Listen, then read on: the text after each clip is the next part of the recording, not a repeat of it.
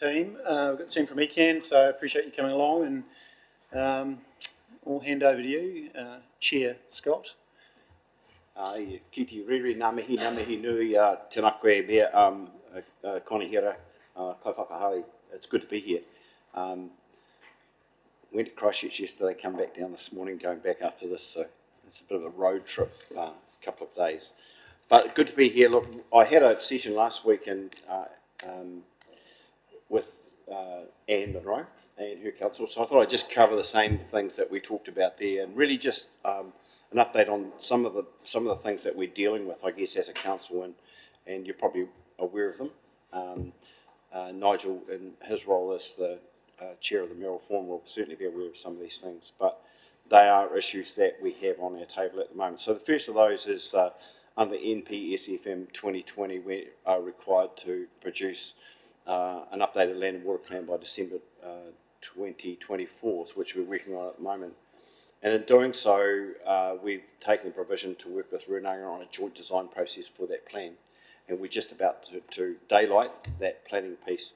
And rather than doing an updated land and water plan, our coastal plan hasn't been updated since 2000, so it's well overdue, and there's a lot of pressure on us to do some work on that. And there's also a lot of pressure on us actually to look at at some of our rivers on Te Mana o Te Wai, so the Manapa River, if you like. And they will be overarching themes, but we're going to concentrate on our regional policy statement. And the reason we're going to do that is because we can encompass quite a bit more work and be a bit more directive in how we go about that. And certainly the involvement of this council and other councils across Canterbury will be important. And you will be aware, I guess, of the RMA process around the spatial planning, that there is a regional planning committee, and that's the first task. So the regional planning committee's first task is to produce an overarching plan. A regional policy statement is a key piece of that. We think that if we can get in there and attack that now, then that makes it quite easy for us to accept how we go forward. The problem that we have with the RMA, I'll talk about the RMA separately, but the problem we have with the RMA process is that when you point to the regional planning committee, and look, sorry, I should have said Dion's here with me, and that's to increase the intelligence in the room from Canterbury. Hi, because he certainly is. I'm Dion anyway. I'm Councillor Christchurch West, but I'm actually on the OTOP committee with Councillor Pai. So I was here yesterday for a councillor catch up with all the OTOP people, and there's a few events here down in some farms that I'll be going to after this. And I was just saying, I'm not sure I've got the right shoes to go on the farms, but we'll deal with that. So yeah. He didn't kick me early enough. Sorry, my apologies for that. That's okay. So the land and water plan is a piece of work that's underway. We are probably late in getting that done, but our desire, I guess, to work with Runanga on that was there.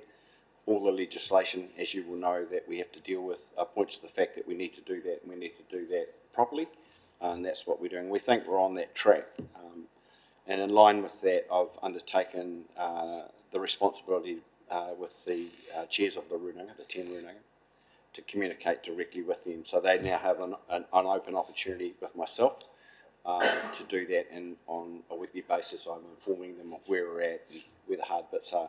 The problem that we have, of course, with such a large staff is we've got 800 people that work for us now, 800 full-time equivalents, not 800 pairs of feet under the desk every day, is that there's a lot of moving parts, and there's a lot of people required to do a lot of things. And it's very easy to get the Chinese whispers going, and then people get upset. You get stuff coming around the outside, and then you get all that stuff. So I've undertaken to talk directly with the Runanga chairs on a weekly basis to try and take some of that out and take that responsibility on behalf of Environment Canterbury. And I think that's going to work pretty well, because it's a good forum for us to then not only be direct commentary, but also to put some of the organisation's commentary into that. And I just said to Nigel pretty quickly, I think we're going to do the same thing with mayors, but probably on a 2-monthly basis, so that you're aware of the bits of work that we're doing. A lot of it sometimes doesn't get daylighted, and we might take it to the Mayoral Forum, but you guys don't get to hear about it. And I think that if we expect to put pressure on ministers and central government, the more of us that do that, the better, because everyone has that opportunity to do that. So, off on down a rabbit hole right at the start here. I'm not sticking to what I said I was going to say. But yeah, so the land and water plan is important to us. The RMA process is one that the Ministry for the Environment are really keen for us to be involved in that first tranche of the RMA reforms. So Canterbury as a region to pick that up. It's something that we've spoken about at the Mayoral Forum. It's something that the mayors were going, yeah, that's a great idea, we should do that. And now I think there's not so much, Nigel? Not so much.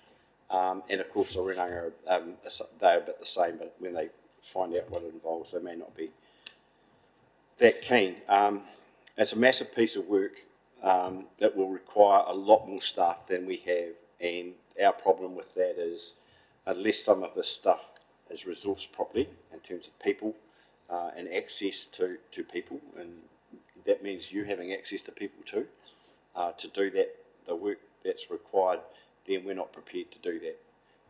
And, you know, we all know that the issue that we have at the moment is we just, our plates loaded. Central government keep putting stuff on our plate, and they expect your ratepayers and our ratepayers, the same people, to keep paying that. And we're to a certain extent saying, look, you know, we're not in this anymore. We don't want to be part of this. So we're going to take a reasonably hard line on that.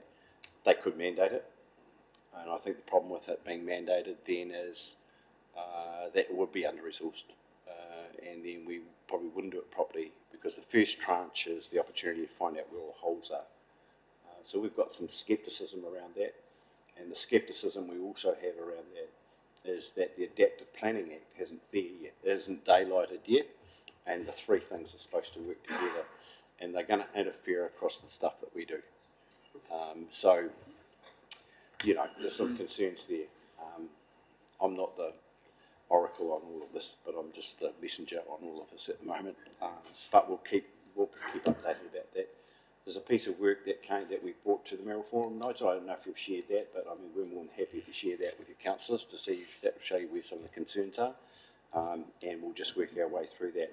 We've taken on board that we will come back to the Mayoral Forum and just provide some more information. Is that right, Nigel, and what I'm saying right? Yeah. There's not a blanket no at this point in time, but there's a blanket we are concerned about this process. Yeah, look, I think if you're reading the room, I'm expecting a no, but I think we're keen to be more informed, and I think that was from your sort of Stephanie's lead.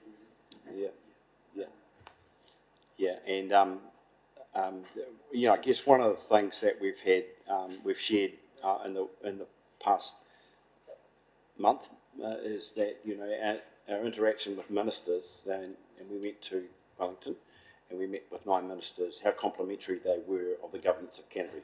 That's not just us, that's you guys too. So they see that we're reasonably coherent.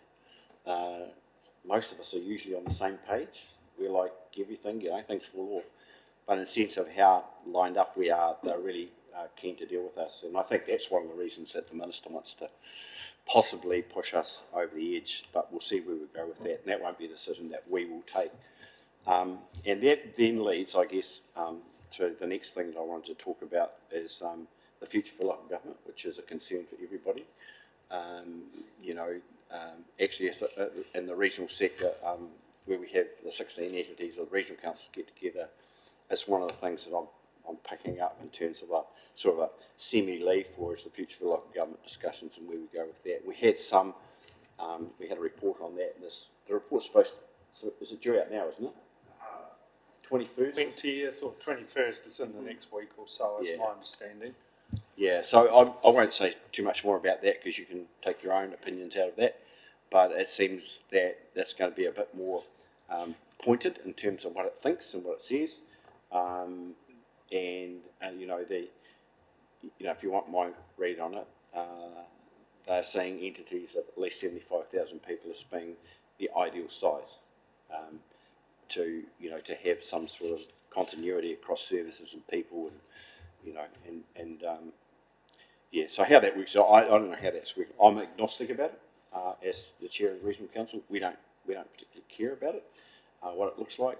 The thing that we're really deeply concerned about is the services that we provide. And as I said, we've got 800 people, they don't do nothing.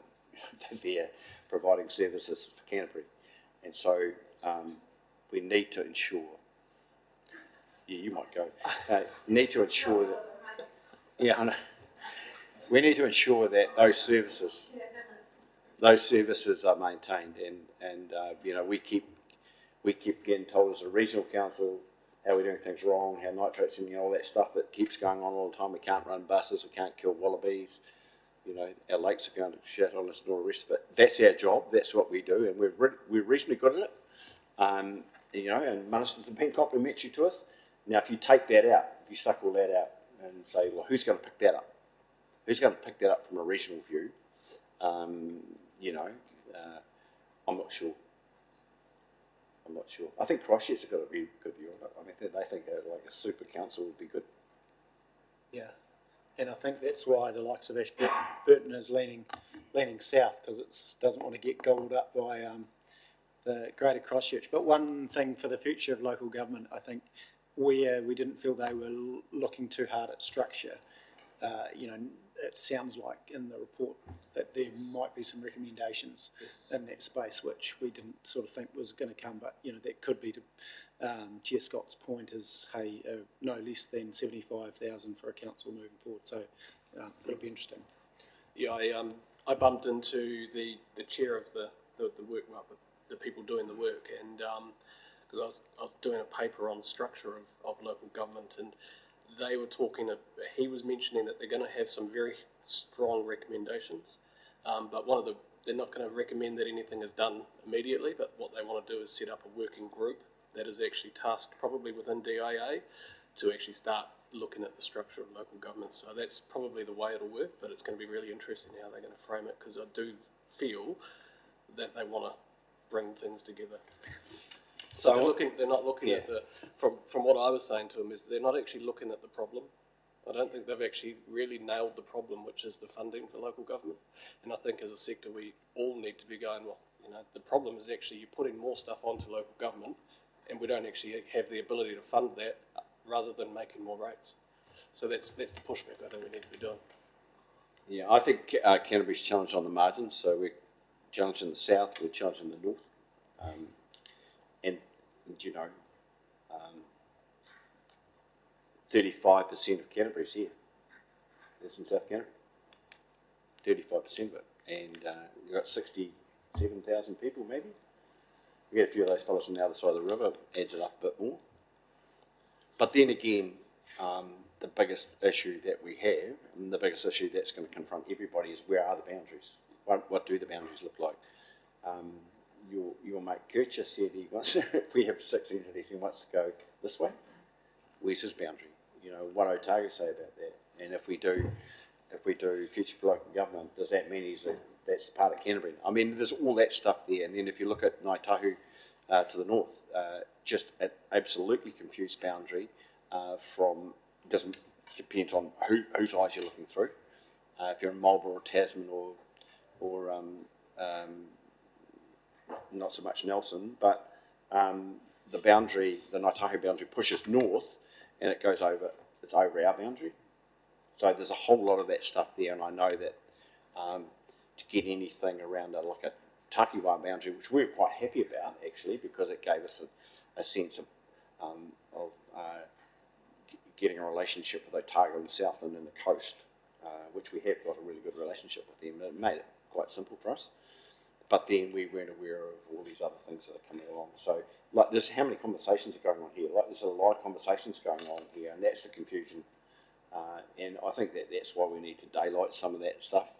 We tend to have those conversations ourselves up there. I think have we got a report in here? Because I'll be Being live streamed. Oh, we're live streaming. I'm going to say that then.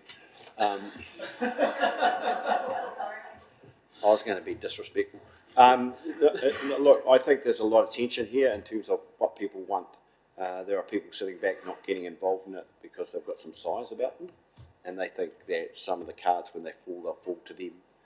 But it's really important that the decent conversation is held with the likes of you know, with Craig Macklin, Kaikoura, and with Murray Black, and with Anne, and with Craig down here, and also Gary, because they're on the fringe. Like, you know, when you've only got 2,200 ratepayers like Kaikoura have got, and you've got a reasonable sized district, it becomes difficult. And the other thing is, like, you know, how many times you go to Kaikoura every year? Like, how many times you go to the Clarence River? So that's our northern boundary. Our southern boundaries are Lindis, when you go to the top of Lindis. So it's a big piece of space, and we can't just say we're going to do it because of economic reasons. I find it interesting that structure has actually come out so heavily through that report, unless they've, thrown it in there themselves. I don't think that would have come out with many conversations, maybe to your point, driven by some of the larger ones.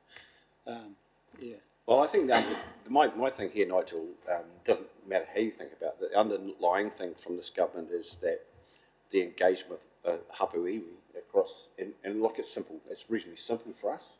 North Island is very complex operation, but if, you know, and I might be 100% wrong on this, but if we're leaning to the fact to say, and co-governance is not a nice word to have because the connotations around that are ridiculous, so we're not going to go there. But if we're going to have takiwā boundaries, then you know, if they're going to be something, and they pointed to in all the legislation we're doing, Randerson had 700 references in the Randerson report to you know, mana whenua engagement and process. Then to me, someone thinks that's important. So I would think that boundaries are really important, and boundaries may be something that we have to discuss sooner rather than later. I think they're important currently politically, but will they be important after the election? It's an interesting one to know, and that's the big unknown at the moment. Yeah. I mean, the reality, just the reality is that the local government sector has been changed by stealth at the moment. Anyway, yeah. You've got Three Waters, well, whatever that's now called, and you've got RMA reforms are taking a big chunk of the workload from local government sector. So it's been driven by stealth. So I think the report may, you know, it'll be really interesting to see how they factor that in, because what will a lot of staff do, and who are they going to work for, and how's that going to be structured? Yeah, people go to their corners on this stuff, don't they? You know, if they think they're threatened, they'll go to their corner on it, and they don't want to talk about it, and it's hard to talk about. But I think some of that basic stuff that we need to understand on how we actually step forward into this and have a decent conversation, we need to have those base conversations first. Because, you know, if you stay like, if we stand, I'll get you four guys in the room from South Canterbury, the South and Rangatata people, and say, look, we're going to reform local government here. Yeah, how's that conversation going to go for a start for 10? Because people are going to go, well, you're not taking away the things that we do, because my community is important to me, and I'm going to stand up there and I'm going to fight for them and all the rest of it, which is fair. That's fair. That's why you're elected. That's why you're here. No one's going to roll over for that. But we need to have a different conversation about that. Yeah, look, and I don't think it would be as hard as you think. It's how far you want to take it, and structure doesn't necessarily mean getting rid of democracy. And I think as long as you hold democracy on high, then you know, that's probably the key thing. And that's what I question with this report. If actually democracy's been one of the priorities through this, I doubt it has. Bit of a nest of snakes, though, really, isn't it? Like future for local government. So you're well aware of that. So there's a couple of other things here that we should talk about. One is the freshwater farm planning regulations were daylighted last week by mistake by the government. We didn't have time to have a consultation process on them. They took the regulations to parliamentary services, and up until last week they're under a non-disclosure agreement. So there's maybe 25 people in New Zealand knew what were going to be in the regulations. And they took to parliamentary services and they said, look, we just, these are the regulations. And they said, thank you very much. And they published them. And they said, oh, we don't want you to publish them. And they said, you've given them to us. This is now our job. It's not your job anymore. You've lost control of them. So that's what happened. So we had people racing around last week making apologies and all, but they're there, they're on the website. The thing that isn't clear to us is the Order in Council that needs to accompany these, which is about how this will be rolled out. We already know that the first tranche of those things are going to be done by, I think, Southland and Waikato. And Waikato, yeah. So they're involved in that process at the moment. They seem to think, oh, yeah, it's not too bad, but when we've looked at it, we think that it is a bit complicated for us. We think that if we get the opportunity with the Ordering Council to work in a more bespoke manner rather than a, chuck a blanket over Canterbury, this is what you've got to do. So a more bespoke manner, which takes into account those areas that haven't got any planning at all. So where the risk is. And we keep saying to them, and I've been saying to the Minister, look, this is about risk. It's about alleviating risk from agricultural activities. We've already got farm plans in place, which is an audited process and a grading process associated with that. There's a lot of people in Canterbury hooked into that. And then we've got farm management plans, which others have got, which they don't meet some of the thresholds. And there's a lot of people without anything. So let us do the thing. Let us look at where the risk is and touch that. We think we might have made some progress on that, but if not, everyone's going to have to start again. So not start again, but Michelle, don't shake your head. It becomes, and Stacey, don't shake your head. It becomes difficult, and so we're trying to be. On one hand, they say, "Oh, you've done such a good job, and you're well ahead of everyone else." And on the other job, we're saying, "Well, actually, we actually know a wee bit about this." So we're going to see how we get to, where we get to with that. There's no requirement for us to get involved in that process until 2025. So we've got some time to work our way through that. And as someone referred to, we may have another. There will be a lot of angst coming from the farming community. So probably the takeaway is that the farm plans, we've already got some, and we're not in the tranche until 2025. But as people start talking, there will be quite a lot of angst because if you go and have a look at the legislation, it is extremely prescriptive and very punitive as well. There's a lot of, if you don't do this, you will be fined that. If you don't do that, you will be fined this, and so there will be a lot of angst from the communities around that. But just 2025 is when we have to start doing that, so there is a bit of time to work through it. And then going along with that, I guess is. Look, they may cop a bit about consenting. Some people in this room have consents.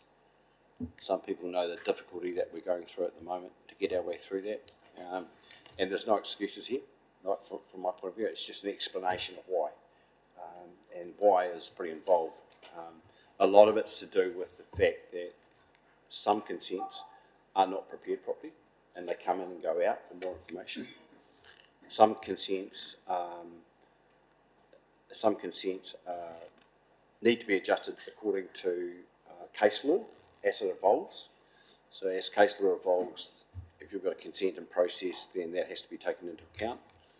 And just about all consents are regulated by national environmental standards and also plans. So there's a lot of that going on. However, that is the complicating issue, but the issue that we're taking responsible, when I say we, we're not witness the royal we, it's Stephanie and her team, is that we have a complicated process. Too many steps involved, too much time, costs too much money. We have a lot of consents. We keep saying, look, we've got 26,500 consents or something. We have a lot of consents. We have have a movement through ECAN every year, 1,500, 2,000 consents come through and then there's the new ones that come in place, and that might be another couple of hundred a year. So it is a very involved space in terms of getting that stuff done. So everything, when things change, it does complicate things. However, Stephanie's put her hand up for how sticky it is in that process, and she's gone in there and pretty much sorted out. I think we have 1,000 consents that were tracked, if you like. It's like Middle Earth, that's where we are. But I think we're down 300. So there's been a lot of work done on that space. I'm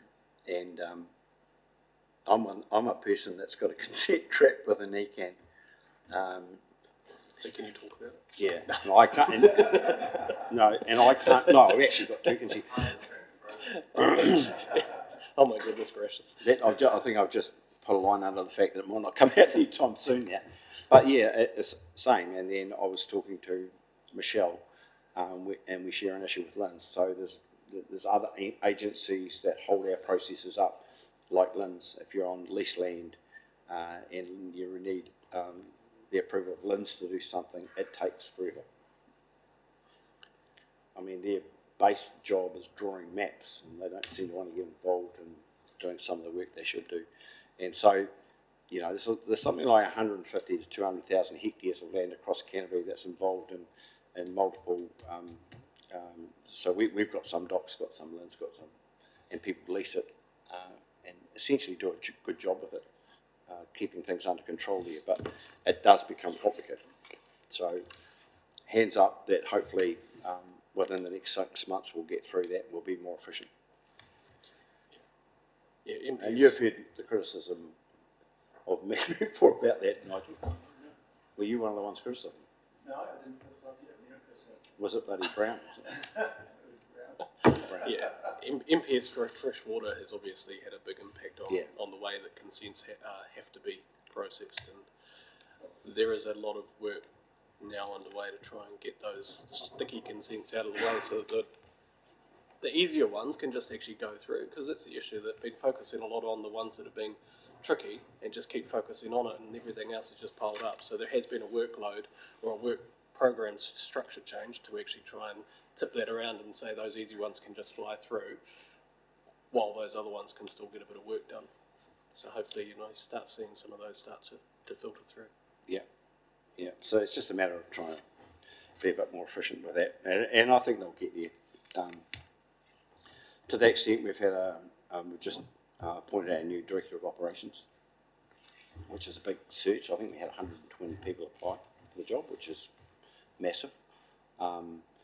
I'm trying to think of his name, actually. But he was the CEO for Next Foundation, who's doing that work up in Manahurn, you know, up in Aoraki. And he starts in September, and with a background, had worked for us in 2007, 2008, and then went to Taranaki Regional Council, and he still held some involvement with wildings. So he's still involved in that process. He's got a biodiversity, biosecurity background, and quite strong, I think, in the consent monitoring and enforcement area. So that will help us in terms of our relationship. So that's a big hole to fill, which we're really looking forward to, and again can help us with some of this practical stuff around consenting and how we do that. Yeah. And wildings and wallabies, we're still pushing pretty hard with ministers. Had a no from Willagene Prime about coming to talk to us about wilding pines, but we'll see how we go with that. We'll keep pushing on that. Resilience, talk about that, Nigel? So you'll probably be aware that Te Urukahika, which is the regional sector, went to central government in 2000, just COVID broke with shovel-ready products and river resilience. So Rangatata's got some of that money for the work that's been done out there, and so we've pretty much been good stewards of that money all the way through. But that actually followed out of a piece of work that Kanoa was doing about, you know, you haven't been in this space since 1989. You need to get back into this space because we're struggling here about getting money off ratepayers to do this job properly. 68 farmers keep the Rangatata in its river, in its bed. 20 farmers keep the Pariora, you know, that whole argument. And so we went to them with a proposal for a budget line of 275 million for the country. It's the single biggest event that causes damage in the country, is flooding. It's more occurrences of flooding every year than anything. And the things that are emerging from, so we actually didn't get the money. So we went to the government and they just said no. They didn't even say no, they didn't say anything actually, which we've reacted to and sort of meeting with Kira Makanolti and Kiritapu Allen, myself and Darren Ponter, who's the chairman of Wellington Regional Council, and hopefully next week we'll go up there and have a talk to them about that, because you know, you don't mind if you say no, we're not going to do this because this is what we're doing, right? But it was just a no. And I had a bit of a complaint and got in the newspaper about it last week and got some feedback from DIA that they were pissed off with me because I was criticising them. But when someone says no, you're allowed to criticise them, aren't you? I mean, I thought so. It's your job. Anyway, so we got a reaction from them. So hopefully we're going to do that. Now, essentially, that allows us then to go and do those pieces of work that need to be done. Yeah. And you're interested, aren't you? Look, and following up on that, all councils across Canterbury should be interested. One, because it goes back to, for Timaru we had the Rangitata event, and we don't have that investment quite to the extent that it needs to be to protect for from the next event. But all councils, this is important for all councils in resiliency space, and also the Greater South Island. We need to be supporting ECAN in this space. So, if we do get that co-funding, when it comes to a point where through LTPs or annual plan, you guys are going to the ratepayer saying we need to do targeted rates to support this, well then we need to be 100% behind them, because it's a piece of work that has to be done. So we need to be hand in hand on this piece of work. Yeah, and it's so important for our communities. Yeah, so the other point about this is that the people, so we went to government and said, look, we didn't do the begging bowl thing because it just doesn't seem to work, because you can turn a begging bowl by saying no, but we went to them and said, look, there's an opportunity here for co-invest in infrastructure across the South Island, which is Kiwi Rail's bridges, Wakatahi's bridges, Transpower's connection across the rivers, Chorus, and then there are other networks. What do you call your network? Alpine, yeah, Alpine's lines and all those sorts of things that go across rivers. But the other party to this, which is starting to emerge, is the Insurance Council, because the Insurance Council have always made it clear that as long as we were doing the things that we needed to do to protect communities, then they would turn up, they would play their part. And the problem that we have in Canterbury is that we've been pretty good at rivers, and we probably haven't had the periods of rain that we're getting like we have now, but we've built on floodplains. We've closed rivers down a bit, and we've built on floodplains. And the classic is in Ashburton. If you go into the industrial area in Ashburton, where all those you turn by Mile 10 there and then go down onto the floodplain, you see the amount of investment there, and that's because of the security that they felt building next to a stock bank. So the point that we're saying to central government, disruption to this stuff, if the insurance council companies pull out, is going to be massive, and disruption to you guys in terms of that's GDP provider up there. Where are they going to go? They're going to go up to Roxton on the shingle up there, and do it. I don't know. So probably Nigel. But that's the argument. Can I butt in for a Yeah, second? you can. Yeah, so the other issue that's playing here is the third part to the RMA reforms, and so the climate adaptation bill, and so the minister has explicitly said that is not going to be on the table before the election, and so they're going to rush through the two parts of the RMA probably through the next 19 days that they've got sitting, and then this third part, which is around the funding for a lot of this work, is just sitting in the ether, and so while that's sitting in the ether at the moment, something may happen, and the cynic in me is going, well, maybe the government wants to have an event and they can get on the front page because they dish out money for a recovery, but there's not the same energy being placed into the resilience part and the funding to get the work done in the first place. So hopefully, if we can actually start working together, we can push a lot of that work in that third part of the bill, because that's critical for what we're dealing with, and as well as the coastlines that we've got here, the work that needs to happen on our coastlines is just as important as the rivers. So, and that's all tied up with that third part of the legislation. Without that, we don't know where we're going, because we could do a whole lot of work, and then the government comes in and said, well, actually, that's not what we want, and that's not part of the rules anymore. Look, I've actually taken up half an hour of your time. If you've got some questions, I'm more than happy to answer that. If you've got some things that you want to know. I was going to talk about my way and GPS and a few of those things, but That's cool. We can pick that up in questions if anyone's got something specific to transport. Questions for Peter and Dion?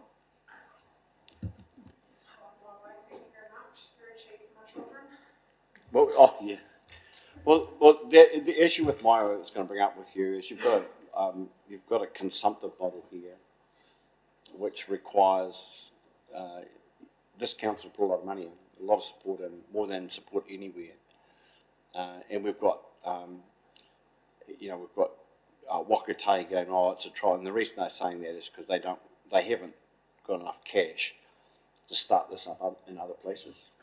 I think we're going to, I think we're going to have to make a bit of a noise towards the end of the year about this, because we can't keep having My Way as a trial. And I think that the thing that you guys are going to have to think about is that we're happy, we think it's great, but you're going to think about is, how much impost on the ratepayer will it stand? The fair trial at the moment, the way it's built, we've left My Way out of it, other than I think disability. The disability one, I think we're going to pick up, because you'll get overwhelmed. Free fares for kids. You won't have enough My Way buses to do the things they want to do.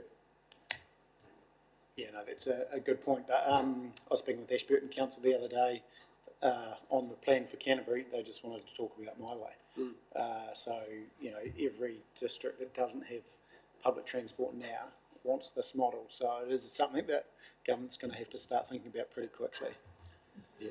Yeah, look, I was talking to Andrew Dixon before about this, and Andrew and I were part of the group that went around and looked at these services, and the thing that we're getting to us in Christchurch now is accessibility of older people, where they can't walk to the bus stop and they can go a car, and so like it's the taxi thing, and the taxi's like $40 to get there, we're $1, so up there.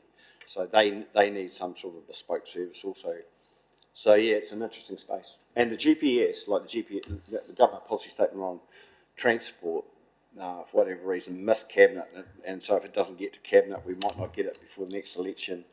And I think it was going to be pushing at public transport, and that's our indication. So if it gets held up, then we're in limbo for another 4, 5, 6 months probably. Oh, it's just my question was around funding, and you may have just spoke about it, but obviously Wakatakahi, they're actually chucking a bit of money in at the moment, and I understand that's only on a very short-term basis. So can we, obviously who knows how long that's going to last, and so someone's going to have to pick up the tab, I suppose, if when eventually they say they perhaps potentially could withdraw that support. What do you got to say about that? I think what we're going to end up. So the other thing that's happening with central government at the moment, and they hope to get this through the House, and they hope to get a whole lot of stuff through the House, and they're running out of days to get anything through the bloody House. Actually, 19. How many? 19 days. They got 19 days left. So the public transport operating model, which was put into place to run the buses, whereby we don't get too deep into this, but essentially it is a systematic way that we, as a regional council, have to run the buses.